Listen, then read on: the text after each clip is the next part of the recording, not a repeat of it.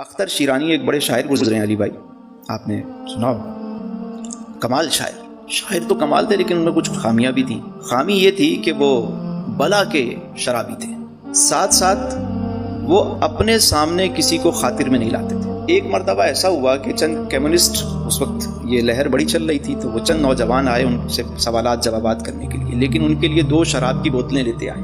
دونوں بوتلیں انہوں نے پی لی۔ پینے کے بعد وہ اپنی مستی میں اپنے ترنگ میں آ گئے۔ اب جب انہوں نے دیکھا کہ رنگ چڑھ گیا ان کے اوپر، تو انہوں نے سوال شروع کیے۔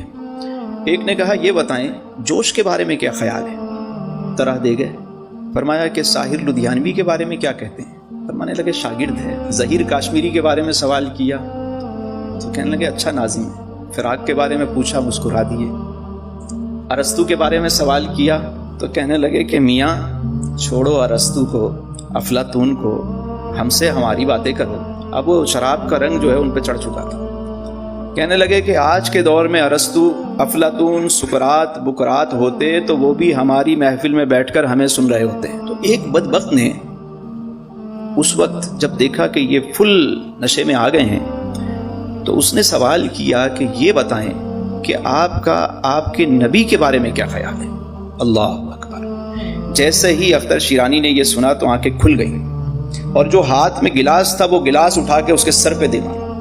فرمایا بدبخت، ایک گنہگار اور روسیا سے اس حالت میں اس کے سامنے اتنا مقدس نام لیا تو نے، تو مجھ سے میرا ایمان چھیننا چاہتا ہے؟ ایک گنہگار کے پاس اس کے علاوہ ہے ہی کیا؟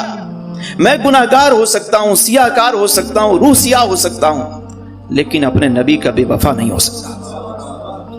اب وہ بار بار ٹیسٹر لگاتے ہیں، چیک کرتے ہیں کتنا ان میں کرنٹ باقی ہے۔ اور پہلی دفعہ ایسا ہوا تاریخ میں، پہلی دفعہ کہ سرکاری سطح پہ اس طرح کی کارروائی کی گئی۔ اس سے پہلے انفرادی طور پہ لوگ کرتے رہے شروع سے، لیکن یہ پہلی دفعہ ہوا ہے تاریخ میں۔ اس کی جتنی بھی مذمت کی جائے وہ کم ہے۔ یورپ کے اندر بڑی تیزی کے ساتھ اسلام پھیل رہا ہے، بڑی تیزی کے ساتھ، اور مسلمانوں کی افزائش بھی زیادہ ہے۔ تو اب انہیں خطرہ لاحق ہو گیا کہ کسی طریقے سے انہیں بدنام کریں، فساد پیدا کریں، ان کو نکالیں، لیکن ان کے گھٹانے سے یہ چیزیں گھٹ نہیں سکتی۔ یہ کیا خاکے بنائیں گے یار؟ اللہ نے اپنے نبی کا تو سایہ نہیں بنایا،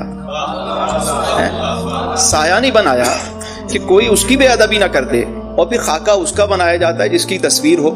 یہ تو اپنے خاکے بنا رہے ہیں، کیسے خاکہ بنا سکتے؟ شیطان بھی اس روپ میں نہیں آ سکتا، تو ان کی کیا ضرورت ہے کہ یہ کچھ کریں؟ کہ فرانس یہ سمجھتا ہے کہ ان کو ہم نشے میں لگا دیں گے، چیزوں میں لگا دیں گے، فلاں میں لگ گئے ہیں، تو یہ اپنے نبی کو بھول جائیں گے۔ یہ ان کی بھول ہے۔ مانا کہ ضرورتیں ضروری ہیں زندگی کے لیے، مگر یا رسول اللہ آپ سے ضروری تو زندگی بھی نہیں۔ میرے تو آپ ہی سب کچھ ہیں رحمت عالم، میں جی رہا ہوں زمانے میں آپ ہی کے لیے، اور تمہاری یاد کو کیسے نہ زندگی سمجھوں۔ یا رسول اللہ تمہاری یاد کو کیسے نہ زندگی سمجھوں، یہی تو ایک سہارا ہے زندگی کے لیے۔